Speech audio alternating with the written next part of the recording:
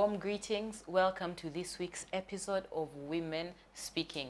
Now it's 2025 and this is Uganda's election year as we gear up to make votes in the coming year and see who gets to parliament, who gets to lead and serve the people. And women are on the spotlight. So today we are going to engage in a rich discussion on the standing of women in this year's political arena. How are they playing? How are they faring? What challenges have they faced? Why aren't they standing as they should? What can we recommend and what can we do better to ensure that women stand? Because when women stand, they're able to represent the views of the other women who are in society for better governance, not just for women or children, but for each and every person in society. Now, to dissect this rich topic, I am joined by a great panel, and right beside me is Miss Mugambwa Winnie. She is an eco-feminist and also an activist. And right next to her is Miss Gloria Kamayangi, who is also the founder of Kamayangi Gloria Foundation. And maybe just to get into the topic, and I'll start with Miss Gloria, starting right from 1986, where now we have hope that women can get into parliament, women can now vote.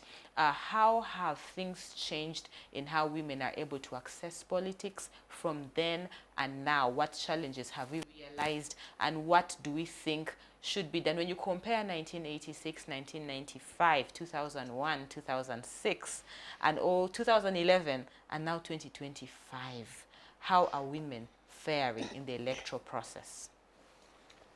Thank you, and good afternoon, viewers. My fellow panelists and the moderator, it seems you have started well. Way back in 1986, that is when the ruling party took over power. And during that time, women representation was still limited. And as time went by, we are seeing a number of women has increased over the years. And the affirmative action was introduced in 1990, 94, 95. And each district was given an affirmative action of 1 seat to occupy, but there are also other seats of affirmative action, the youth, the army, the workers, the disability, and now the elderly. All these people have come to represent Ugandans. And I now feel that my interests are really overrepresented. All these people are representing us. But we also look at the value of that representation in parliament right now. Yes, the number of women has grown, but what is the substance of their legislation right now?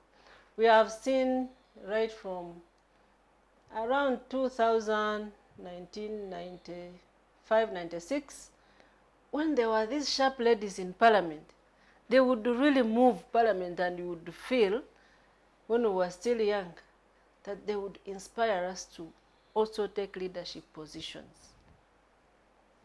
The likes of Winfred, the likes of Honorable Kabashara at that time, the likes of Miriam Matembe, the likes of Kazibwe, and others whom I cannot mention. These people were really legislators, and they would really speak to what affects the voter. Currently, we have 149 districts. Each district is represented by a female MP. And we have other MPs who have also gone and contested on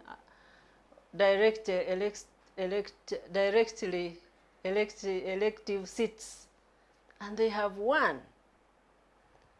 An affirmative action, a little I defined as a temporary sort of opportunity given to a certain group of people to push them or to empower them so that they can take up other responsibilities later.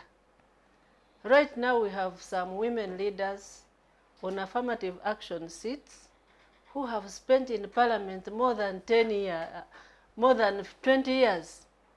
And you wonder whether this one is still an affirmative action or it has become a permanent and pensionable kind of seat.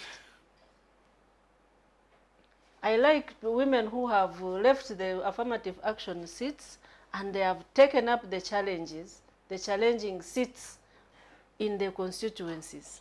And they have tussled it out with men and they have won and they are still winning. You look at them and you feel these people are good. The first person to take up that constituency seat in Western Uganda was Honorable Mary Paula Tuyahikayo. She went and took on Professor Kagonyera.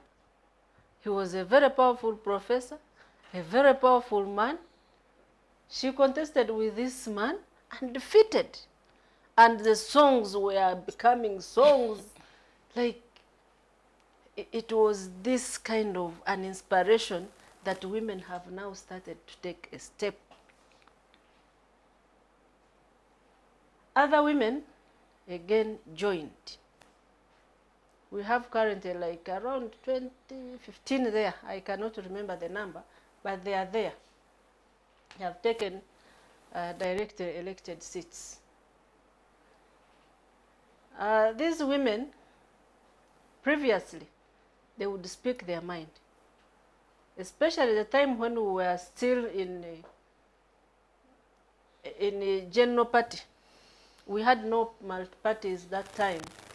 It was a single party system where everyone would speak and would speak with the heart of the nation. When multi-parties came, we are seeing women now,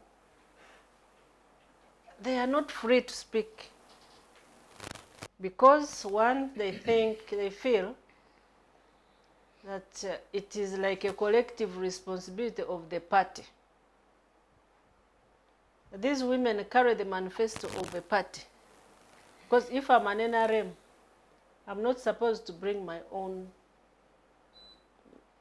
manifesto. I'm supposed to carry on the manifesto of the party up to the end. But as much as these people are carrying the manifesto of the party, now the party is at the peak, at the top. The member of parliament is down there campaigning.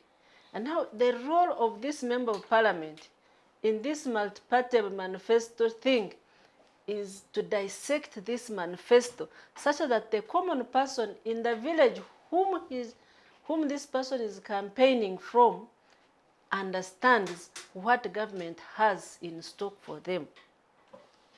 But you know what? Even an MP now, there are those ones who don't even understand this manifesto. Either ignorantly they don't know, or they have adamantly refused to know, or they are not even aware that there is a manifesto. I have seen majority of them, they are campaigning. When they go there, someone stands and sings. Brings a song, hoye, hoye, hoye, and the person goes. But all this, I blame now the voters. What are these voters listening from this person? Is this person presenting the issues that are affecting you? Or someone has just brought even 500, as low as 500, a coin. Yesterday I was crying. Someone called me, you know, this person was campaigning here, and the person has left this amount of money, and each person has shared a coin of 500. I said, really? Really? I thought that madness ended in NRM primaries, and now this is the time for NRM, for members of the community to interrogate this candidate to see what he or she has in stock, so that their issues are addressed. But the women, where I also belong, should really style up. You are representing this public, where there are young girls and young boys, the youth. You are supposed to be the face. You are supposed to speak their mind. You are supposed to present issues that affect them. Short of that, you are not addressing anything. And no wonder, when members of parliament join after being voted, they go to parliament, and now they become sources of livelihoods to the voters. Because when you were campaigning, you proved to them that you can facilitate anything. Someone is sick, calls the MP. Someone goes to the hospital, calls the MP. Someone coughs, the MP. It's because the MPs have failed to address the issues at the top. And that's why they have also suffered. And I wish the voters, after 5 years like they have done, they continue to chase them. Over 80% of the members of parliament have lost their seats in the just concluded NRM primaries. And we are yet to see more from the opposition. They are also going to lose. Yes. So what does it teach us? It teaches us that, like the Bible says, we have failed to do what we are supposed to do, and we have done what we are not supposed to do. So there is nothing good in us. That's what the Bible says.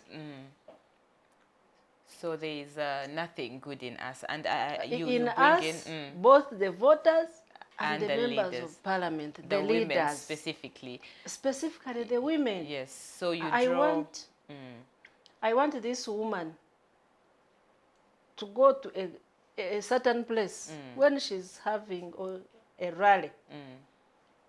You campaign, pointing out the issues that affect these people that you are representing, and giving them hope that once you join the legislative assembly, you'll be able to articulate these issues such that government can address them. Of course, for us as an individual, there is no way we can be convinced.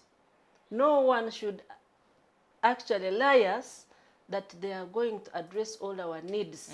It's only government that has the capacity, it has the mandate to address socio-economic issues affecting the voters. Thank you very much for that. So you draw for us a background of how women enter into this political arena, and it brings in as a form of opportunity. But as time went on, the power that was inside them continued to dwindle until now they continue to become like the men, or like what politics is, which is not beneficial to them, to us, and to women specifically. Now, if I could just come to Ms. Mugambwa, you being a feminist, yes?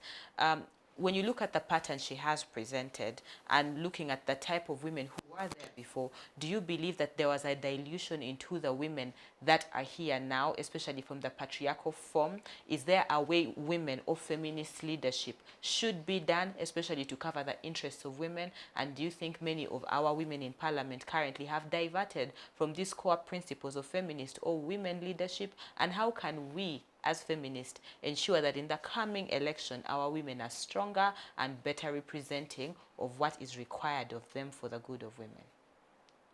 Thank you so much. Thank you so much, Gloria. You brought it out very well about the past and the journey.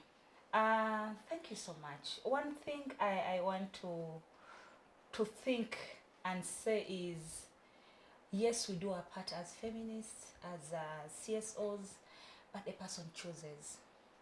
For one to walk the talk of the feminist principles, it's a personal decision. And if you can even let the public know those principles. I'll get to that. It's a personal decision. You get it? For one to choose not to be corrupt, it's still a personal decision. But I want to divert away from her, for me to blame, as I answer you, to blame voters. one thing I feel and I know is the environment we are in shapes us. Environment we grow from, we stay longer in, we operate from, shapes us so much. We all have a beast within us, and what you feed that beast will overtake the other beast. I feel we have two beasts within us, the negative one and the positive one. And what you feed it, the one you feed more is the one that will appear. You get it? We right now, we talk about affirmative action. Affirmative action, is it even still there? Or we are now just using a word formally because the word it sounds well, it sounds good, it puts us somewhere. Is it really? Do we even right now still have to talk about the affirmative action and positions? Yes? Right now I think there is a lot that has really changed. Politics has changed. It has become transactional. And people are learning from the leaders of political parties. We saw what really happened in NRM primaries. And for me, I feel it is something now normal in NRM. Because even when it happened, you would see it is something maybe okay being done, right? Because it happened in several, even when it happened in the first place, you would expect maybe it will not happen in other places. So it continued happening. So maybe in that party, even women, remember most of the women are coming from patriarchal settings, and it has shaped their either way of living, way of acting, way of even taking a step. That is why we see it is normal for a woman to see that another woman, even in NRM, a woman to go independent or stand unopposed, and then see another woman unfairly treated. I'll still give an example in NRM. I'll go to other parties and see another woman who wants to stand and they are fairly untreated, and she will remain silent because for them they have either gone unopposed, either for them they have not gotten any problem. They stay quiet because for them it is normal. Or maybe it is normal to them because of the environment within the party or the environment, and it cuts across not only NRM. We have also seen it in NUP, where some women are saying that for us we are being unfair, we were unfair, not given party cards. You get it? And other women within the party stay silent, and for them, they are comfortable because they have gotten the cards. Us even not having women within parties who have gotten cards to stand and speak about the injustices towards women within the parties gets us to question. It gets us to question, which kind of women are we having? Are really parties shaping or even having women, mentoring women to grow as leaders within their party, within? Leave alone us who come in, like we talk about these things, we help support people, mentor them. Now within the parties, when I sit outside here and I see that women within parties can't even stand to support women who come out alleging that they're violated or alleging what is happening within the parties, and other women stay quiet, others show that no, you people, things are comfortable within. When we get a contradiction within, but again a voice coming from women, it gets us to question whether we are talking about affirmative action, we are talking about women leadership, we are talking about parties grooming and mentoring women into position of leadership. Is it really what it is? Or they're just picking women who are silent, who have chosen to be silent, or even who have chosen to who have chosen to just look on things and move their way, and they let them in position, which is something we are seeing very common right now. You get it? So as even when feminists come out and speak or even advise, which I will still say until there is an intersectional within the leadership, and then we borrow into feminist leadership and incorporate it in the leadership of the country, we are still going to be having problems. We are still going to be having the women who have nurtured the rude beast, the bad beast within them. And then we are seeing that we are having bad women. We are having these women who are not caring. To some extent, I sat there and said, I hear people like doing law. We are talking about these MPs are legislators. They are not supposed to buy for if voters ask for them for like medication. They're not supposed to do that. Attend barriers. I hear in universities, people who qualify even to go for law, they do exams. I've had last year Pre-entry. Pre-entry. Yeah. Do we even need now to have a pre-entry for MPs? Even when you're voted?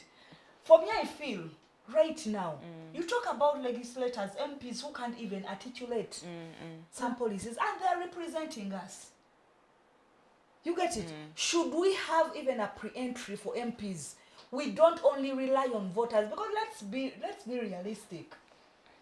Voters, because we are in a country where voters are fed up. Some of them be like, I only vote who gives me something to eat.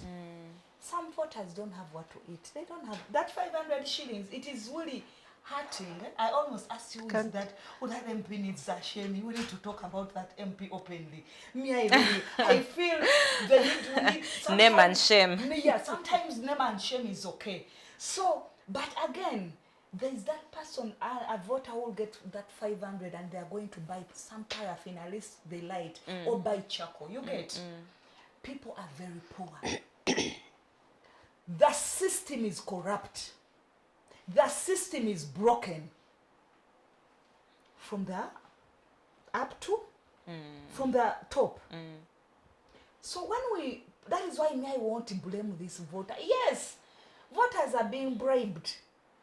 But we need to go to the issue. What really gets these voters to be bribed? What really gets these voters? Sometimes we think they are bribed. We've heard of cases. I'll still use the word alleged because I'm not there. We've heard of areas where some MPs have violated families of their contestants. And these families had to force their people to stand down, because they are fearing to be either kidnapped, to be killed. You get it? So ways of silencing voters are different.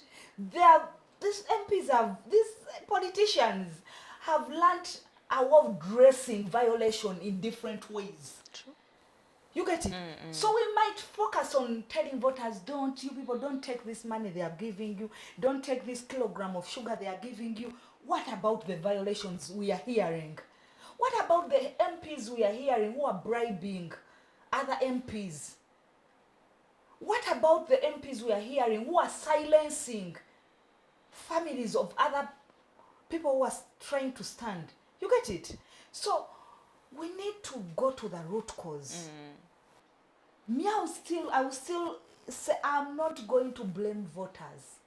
Because right now, yes, they go into parliament to legislate, but again, let's go back to the services. Do we have enough schools? So there are things they have to talk about. They are not supposed to give them to us, but they need to talk about. We also hear about UPE. We hear about secondary, that bit of the secondary bit.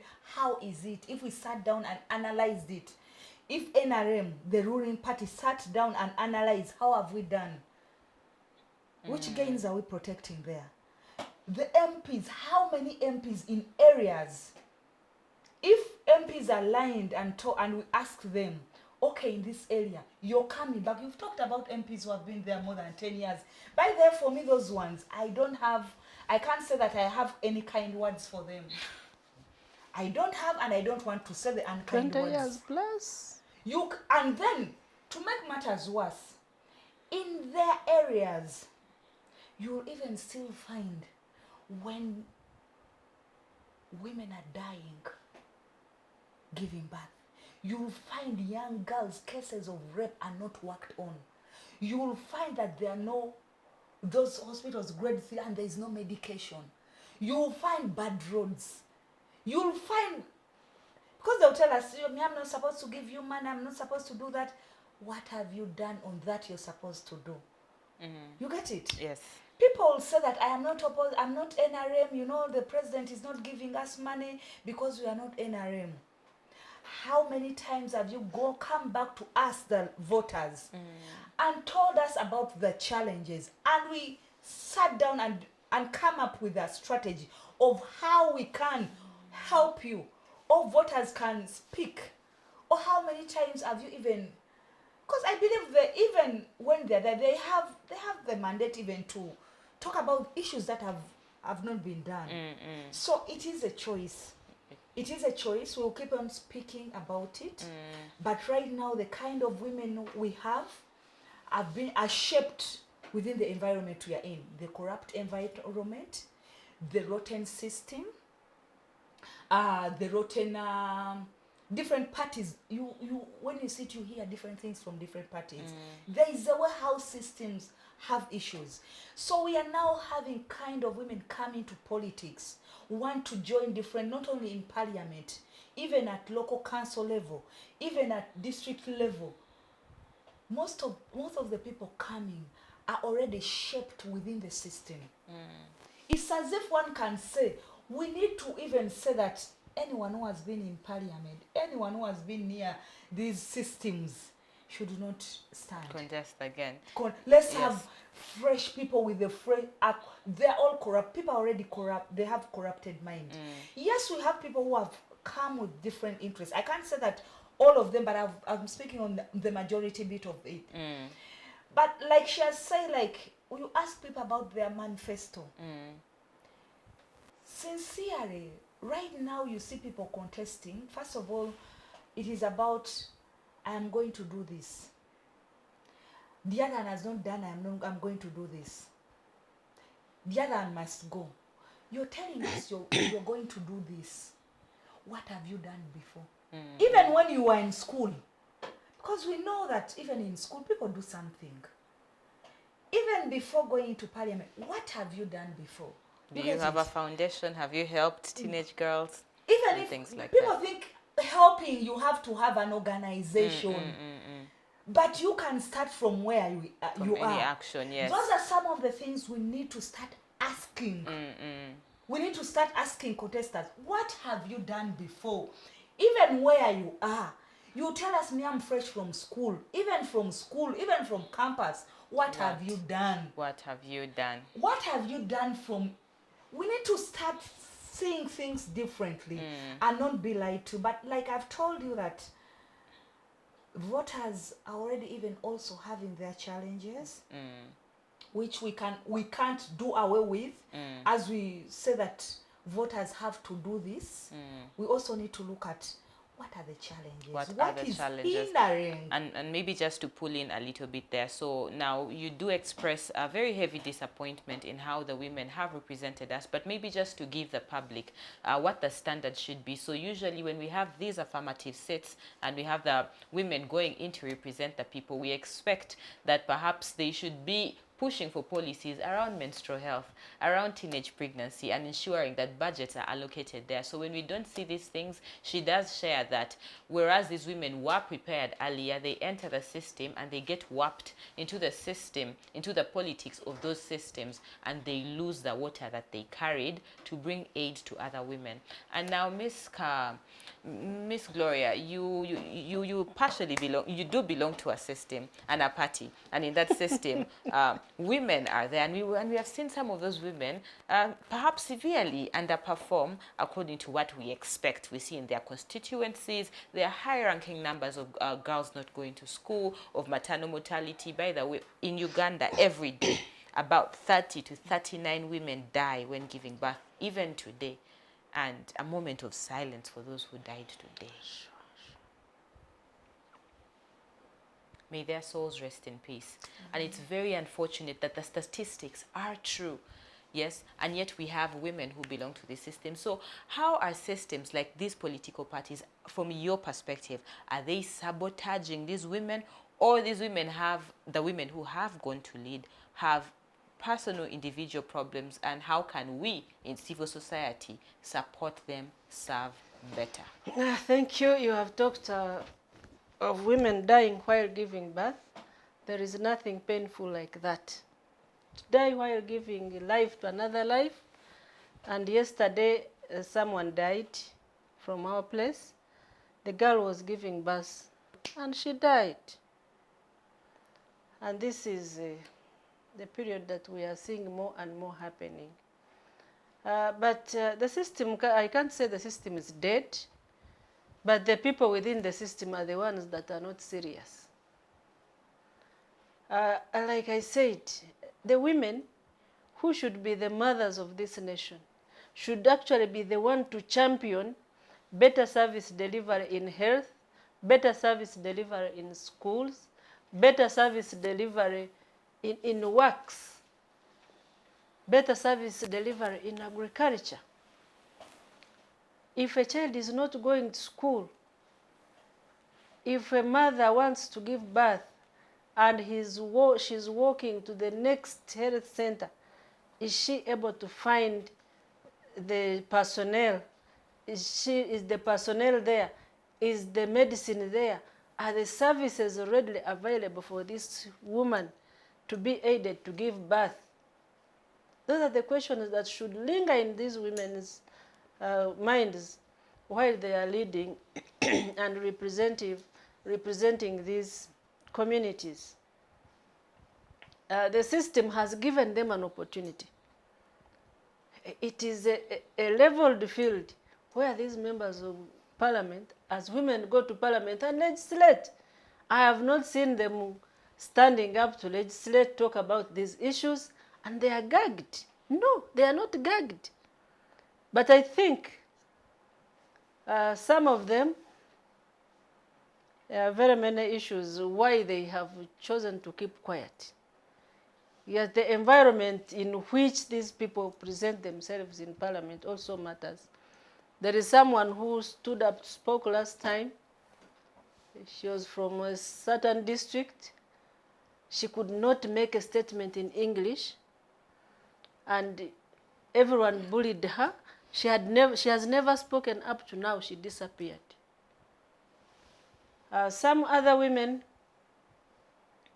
they can't comprehend what they are discussing. If it's a bill, they cannot comprehend anything. They don't basically know anything in the bill. Even when a bill is brought before it is presented to Parliament for its first reading, all the copies are circulated to these members. Do they even take time to know the contents of this law they are going to pass? No. During budget process, you see very many women who know what to do. They are running to get these books, the ministerial policy statement copies. Give me this copy, I want to read, I want to follow. What have they put for this? And they are following, a few of them. But majority of them, they don't care. They just sit and fill parliament, the chamber. The chamber is full of women. But you find only 2-3 people are discussing these issues. Maybe these days they say because parliament is big, we are not given a space to speak, but others have spoken 3 times in one session like this. What's wrong with you? There is something wrong in our women which we must deal with. Precisely. What are those wrong things in them that could be dealt with, and how? Now, these women, when they are coming, when they are campaigning, like they don't understand what is in the manifesto that I said. The Electoral Commission, the Secretariat produced booklets of the presidential manifesto. And this is the same manifesto that all the members of NRM should be holding and promising the people so that when they come to Parliament, they now be referring to make references to these manifestos. You see, we have promised this, Mr. Speaker, Madam Speaker, Right Honorable Speaker. Can we engage on this to see where government is putting money during this financial year? If Parliament has already injected money in this project, what have we benefited from this project? I'm telling you, government has invested a lot. A lot. When you see the borrowing, you compare it with the amount of output, you see they are totally different. They are totally different. Last time I saw the president blaming the Ministry of Works that they have not done anything. You send 1 million in a district, 1 billion in a district to do the roads. And these are smaller districts, not like ours of Ntungam. But this 1 billion has not done even a quarter of the roads. Where is that money? The woman member of parliament is there. There are other members of parliament. What is their role? They all sit in the roads committee of a district. The roads committee of a district is chaired by a member of parliament, be it a woman, be it a man. But it's chaired by a member of parliament. The members of parliament are ex-official members of the council. When the councils are sitting, these members of parliament are supposed to sit there. They guide this council on the next course of action. If the council is moving astray, they are over budgeting, they are under budgeting, the member of parliament is supposed to be there to direct them on where they are supposed to go. If there are issues of child marriages, we have very many districts in Western Uganda. Child marriages is very rampant, but I have never seen those women talk about it. They fear to lose, but even when they don't talk about it, they have lost. So I better talk, and the world judge me. So it's a women's problem. They have their personal. Others have a problem. Others have family problems. But again, is when you say it's a women problem, you have, even when you say the systems are there, you have again stamped that there is a problem with the system. The system is rotten. How have you stamped it?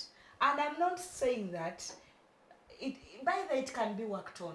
You can't say that, like you've stated it very well, that the president last time talked about it. So by giving someone a 1 billion to go and work on the road, is someone given the 1 billion at once? And not, what are the check-ins? When we talk about a rotten system, we talk about what are the check-ins. You get it? You can't say that at the end of the project, you're going to have your check-in at the end of the project. Maybe there are no check-ins, that the system has to check itself. Yes, these people have a problem. But what are the loopholes? That the problem of this person, my problem or my weakness, is easily fertilized in this system. It can easily, you get it? So that is where the problem is. You get it? And again, when we talk about these people can't stand and speak, what are you doing on the capacity? What are the parties? That is where I said, are the parties just having these women just to tick box? Can we say that parties are just ticking box that we have women? That we have women, yeah. By the time this woman gets into parliament, you get it? You start from your primaries. It is not us, the voters, who choose the members. You get it? And then they are brought to us to choose. We think that you party leaders, party members, those ones who elect at the primaries, if you have voted someone, it means you're confident. And the person which is there doesn't even know how to speak. What have you done on capacity building? We have seen the government also look at a gap around capacity building, around MPs. Because already, let's accept now, right now we are going to vote. But before, is there even any capacity building done? That you see, madam, is there a budget? Capacity building. Maybe she can share what happens when they go to Chankwanzi. Yeah, Capacity, I'm going to, listen, can I first finish? okay. Like how I let you, can we also look at the gap around capacity building? I'm not saying they are not doing it, but for us to be here and say, can you imagine people can't even speak? Can you imagine even people have the manifesto but they can't even interpret it? Can you imagine? Maybe. So what is the gap that... For me now, I'm speaking about 2025 elections, that we have seen that there is a gap within the parties around capacity building. And can we not even let the people go back? Because they've lacked even, there's no capacity building. Someone has been there for years. And either the capacity building that has been there, because I'm not, they will say that, the party will say the capacity building is there. We do it. So why do you still even present this person for us? Okay, and maybe because I would not like to particularly sideline this conversation to a party, because we have women who have come in. Oh yes, yeah, we are actually talking generally. Yes, because we have women who have come in independent, and even when they come in independent, there's still insufficiencies there. But we see from how you have both deliberated and shared, we see that some of the reasons why the women who are representing other women in parliament are not performing is because perhaps they lack information on what their particular role is. Many of them go in perhaps as a mother, maybe because every woman in the village saw that they were maybe giving guidance and counseling, or maybe they were teaching others how to sew, maybe she's the most educated. So the reasons why they're going there are not as strong, because now they don't understand what they are supposed to be doing. And whose role is it to give them this information? Is it the party or is it the Electoral Commission? And well, I'm begging just to finish my point there. okay. And because it will even help her answer that you've asked. We have talked about everything about women and blaming the women. Yes, we have women who have bad manners. Let's differentiate bad-mannered people, bad-mannered women, and then massage it with incompetence. And by the way, women who have disappointed us are bad-mannered, not incompetent. They're just bad-mannered. But again, we go back to, is the ground leveled enough? When someone says, you people, right now the ground is leveled enough for women to participate or even to deliver, for me, I will say no. And why? First of all, let's just look at how much money is paid to contest. How much money did the people to contest for presidency pay? How much money at every level is paid? We are now just talking about around the level of registration. Let's talk about the cost of campaign. Is the level, when we talk about is the ground level enough for everyone? You get it? When we speak about education, yes, someone might be competent. But then someone might not have been a lawyer, even have gotten like he knows how to analyze the policy. When they are competent, how can we support, or who is supposed to support that person to get the skills to analyze? When I talk about capacity building with the people we have chosen, for me, I feel there's a gap there. There's a gap. And maybe now just to pour in, you speak about how the ground is not leveled. But then I also like that Gloria has entered this space before and she has done elections. So from your perspective, do you think the ground is leveled? And if not, how isn't it? What can we do? See, let me first go back briefly. Yes, please. She talked about capacity building. Capacity building is about personal branding. You can have personal responsibility for you to become a good legislator or a bad legislator. I recall when Honorable Numbers entered Parliament, she was not good at legislating, but she has perfected it over time, and now she's the best you can think of. So it's about personal responsibility, your interest in these political matters that you are going to enter. When members of Parliament enter, now they are going to be voted, regardless of how they are going to enter. The gate is wide open, they are going to enter Parliament. They will find a leveled ground. Everyone will have a responsibility to swear in, after which you come and enter that house. It's up to you to make yourself or break yourself. Maybe if you can push back right from the nomination season, the election environment. is that ground leveled, especially from your experience and from what you've seen with your fellow? According to the election guidelines, Or the status quo as well? the ground is leveled. Mm. What makes the ground tilt is because maybe of the money that comes within, but that's not an institutional thing. What about things like culture?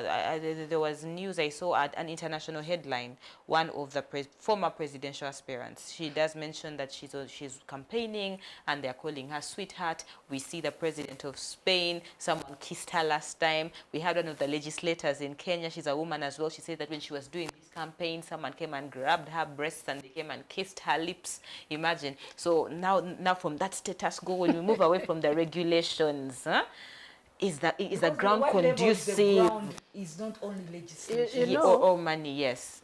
those women only speak out when they lose.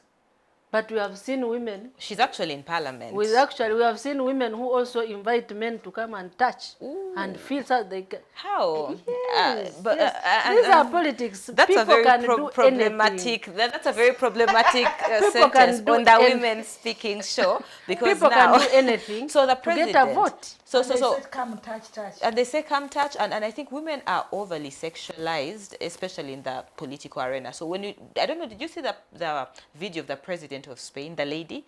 So usually they blame women. Oh, she was dressed badly. Oh, she invited them. So she was dressed well. She was moving with her security. If you saw that video, did any of you see it? I could explain how it happened. I didn't. So the president, you know how our dear president usually moves and he's greeting the people like this and interacting with the people. She was doing that. She was dressed in how perhaps community would want her to dress. And a dear okay, not a dear gentleman, a gentleman or a man, That's not a gentleman. he comes right behind her from the back, holds here like this, and kisses her here. How do we defend that? Is a ground leveled for women? I don't find it a problem actually. Ooh. Yes. Okay. When you are in politics, anything can happen. Unless you want to take it personal, you just forget about it and move. And you know what you are up to. Okay. So these are actually detractors. Okay. Something comes to distract you, and you may find that person was sent by someone. But then if now the women in leadership have this perspective, do you think they will be able to fight sexual violence when they get to parliament? Definitely not. No wonder when we have the Sexual Violence Act that was recently released, and it still does not punish victim blaming, which is a very big challenge. And now we have women leaders, we have the female activists, they are all there.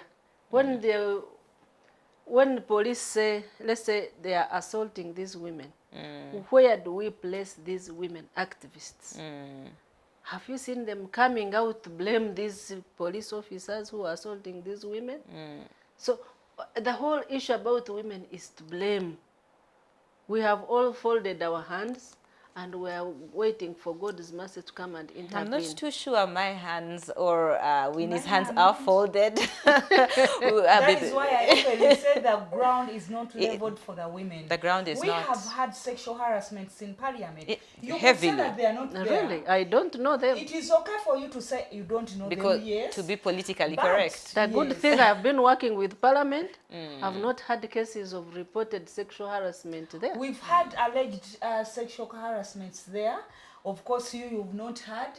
Ugandans have had. We have. Yes, Ugandans have had.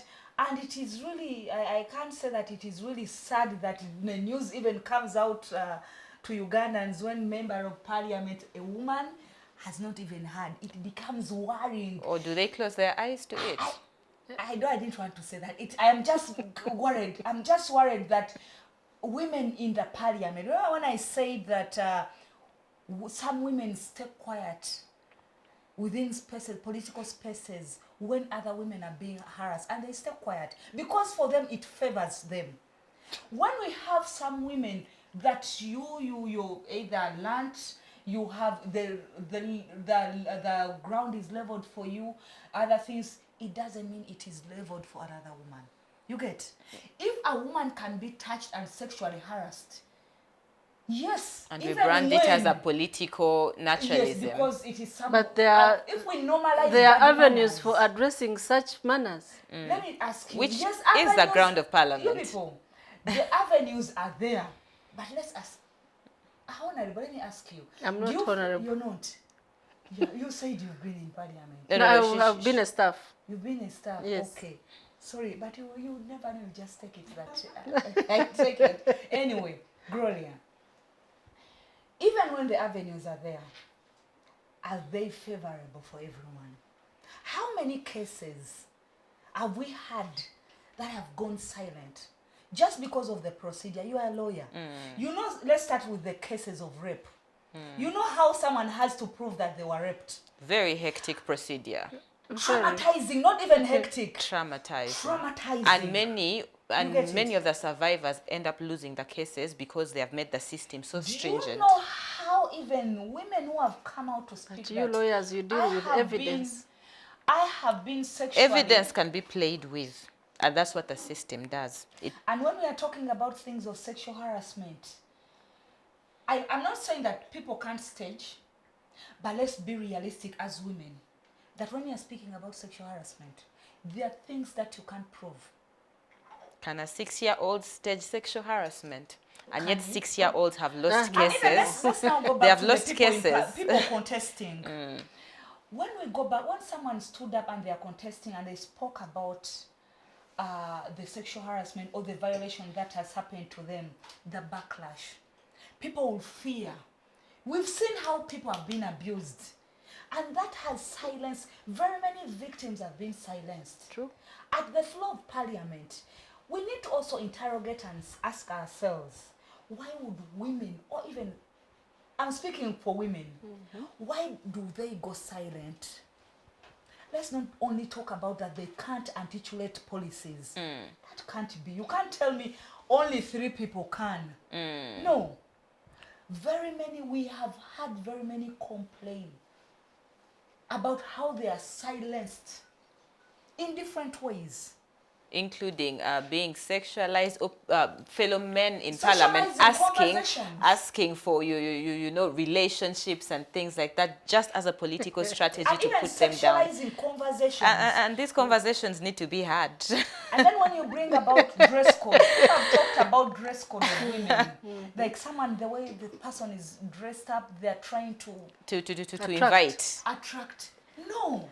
And I did hear Discipline their eyes. a very interesting paradigm where someone said that the floor of parliament is like a high school. And I remember we did have a story in high school where the boys who saw that the girls who were skyrocketing in class, their strategy was to go ask them to be their girlfriends, try to send in love, you know, connotations to bring them down. And such conversations are also, you know, things like that do occur in parliament. But we need to speak But out. not only parliament. You Let's not only focus on parliament. I'll still say the word I said, the ground is not leveled enough for everyone. Some people have fear because of the trauma. People that think, the way I see how people run upside and down and the things that are said, you see, we now see now people, how people are targeted online, how people are body ashamed just because they are contesting. You get it? We have seen a lot of online violence and it's around border shaming towards women. That gets people to be silenced. Women, we stand on a ground that, in a position that places us to be in a disadvantaged position to contest. You get? Even when you speak, we've had women being told you're too much because they are speaking.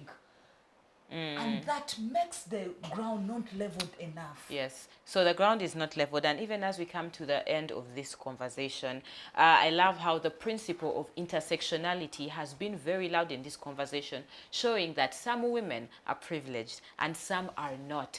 And there is need and cover that should be given to all these categories of women, depending on where they're at. And the challenges as to why some women are not delivering in parliament could be maybe because they are advanced advantaged, so they don't understand the cry of those who are not advantaged. So just as we close in 1 minute, I would like to get your recommendations. Since you believe that the ground is leveled, yes, what do you think we should now do to ensure that women participate better and are able to represent the cry of the other women in society? Just in a minute.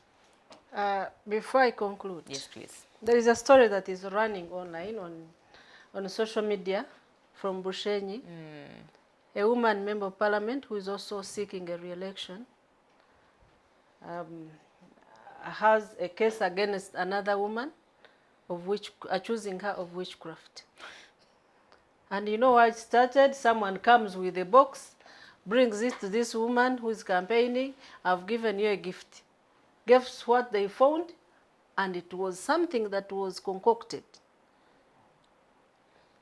When they arrested that guy, he said someone is the one who bought it, and she gave it to me to bring it to you as a gift, when it was actually some kind of witchcraft. And this has become all sorts of news. This person goes and reports at police. Police invites this lady who went to record a statement at police. Then she goes with the lawyer. The lawyer was quite skeptical that this was something cooked. He went to police inside the CID to open a file. There was nothing like a statement recorded by the accuser against this accused. Are these the women that you want to represent us? A woman, you are a member of parliament, you are accusing another woman of witchcraft because this woman supports another candidate whom we also defeated unfairly. Really? Really? And you people, do you expect this woman? The same party? Yes. Their party has shaped them. Their party has shaped their behavior. Are you expecting these people of Bushenyi to really rally behind this woman and vote? They are from which party? NRM. NRM has shaped their behavior. So this is a matter for NRM. Yes. So just a recommendation So now, in just a minute. We have the women who are vulnerable, both the voters and the voted. They are all vulnerable to the circumstances we go through. But the women leaders, at least for them, they are hardened. Even when they are vulnerable, they are hardened. They can go through something and come over it. But what about this person, the one that they are representing? I beg that women who are our leaders rethink the way they think about their voters, they think about this country, they think about their future and the future of their children. How shall you be looked at? Which name are you going to leave behind? This child is going to be here, and say we shall be referring this child to the child of the former woman member of parliament, the child of the former minister, the child of who and who. When someone speaks about your name, someone will be able to say, hey, I know this person. We have come from very, very bad families, I may say. I mean, humble families. And we have reached where we are. And we have become, almost becoming international. No one has even lifted my arm like this. And I'm continuing to speak and speak for the poor. I speak against the injustices, whether by government or others, but we must speak such that something will change in future. If we don't speak, Parliament is there to speak for the people, for the underprivileged, for the vulnerable, and to speak policies, to articulate policies that will shape the future of this country. Yes, and thank you very much. So your recommendation is that we should speak to be able to shape and help those who need the Correct. help. Yes, and finally, your recommendation, Ms. Finney.